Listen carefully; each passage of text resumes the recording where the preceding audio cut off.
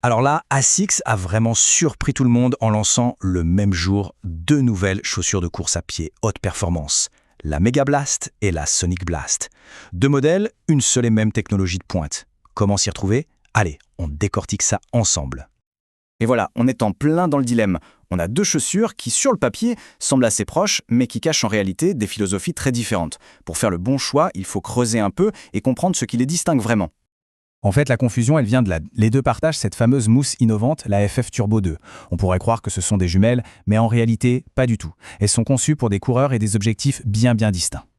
Allez, on commence avec le premier profil de notre histoire, l'ASICS Mega Blast. Il faut la voir comme la chaussure à tout faire, la partenaire fiable, celle qui est conçue pour avaler les kilomètres sans broncher. Voilà ce qui résume parfaitement la Mega Blast. C'est la chaussure de l'équilibre.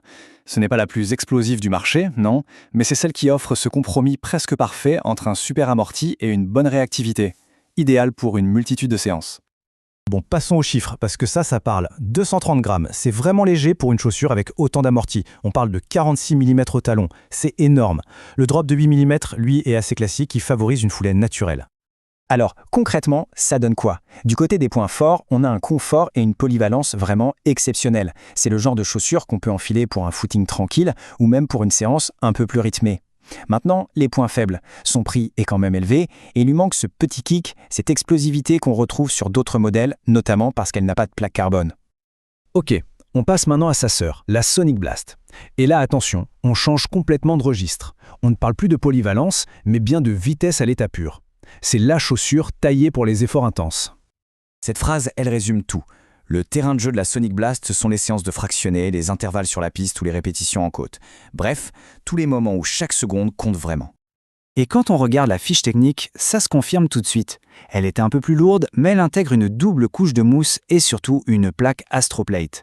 C'est cette plaque qui est là pour donner un rebond et un retour d'énergie vraiment explosif.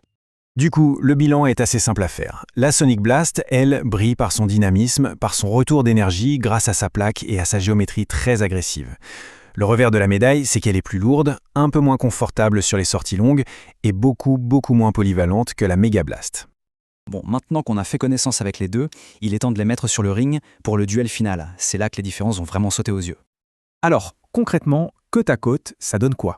On va se pencher sur les points qui font vraiment toute la différence pour savoir quel modèle pourrait le mieux s'intégrer à un programme d'entraînement. Premier point de comparaison, et pas des moindres, le poids. La Mega Blast affiche un très joli 230 grammes sur la balance. C'est un atout énorme pour une chaussure d'entraînement aussi amortie. Et en face, la Sonic Blast, 256 grammes. Cette différence de 26 grammes, ça peut paraître anecdotique, mais c'est le poids de sa technologie explosive. Et sur la durée, ça se sent.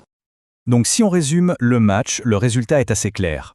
La Mega Blast l'emporte haut la main sur le confort et la polyvalence, ce qui en fait une excellente chaussure pour tous les jours. De son côté, la Sonic Blast domine sur le dynamisme pur, mais elle est aussi plus abordable. Et ça, franchement, ce n'est pas rien. Allez, on arrive au moment du verdict. La question n'est pas de savoir quelle est la meilleure chaussure dans l'absolu, mais plutôt de trouver le partenaire idéal pour un style de course et des objectifs bien précis. Voici donc la recommandation. Pour un entraînement complet au quotidien, la Mega Blast est le choix le plus logique. Elle couvre presque tous les besoins. Si l'objectif est d'avoir une arme secrète pour les jours d'intensité, alors là, c'est la Sonic Blast qu'il faut choisir. Mais attendez, il y a une troisième option, évidemment, c'est la solution des puristes si on veut. Ne pas choisir, avoir les deux dans sa rotation. La Mega Blast pour, disons, 80% du volume d'entraînement et la Sonic Blast pour les 20% d'intensité. C'est vraiment la solution idéale pour optimiser chaque sortie.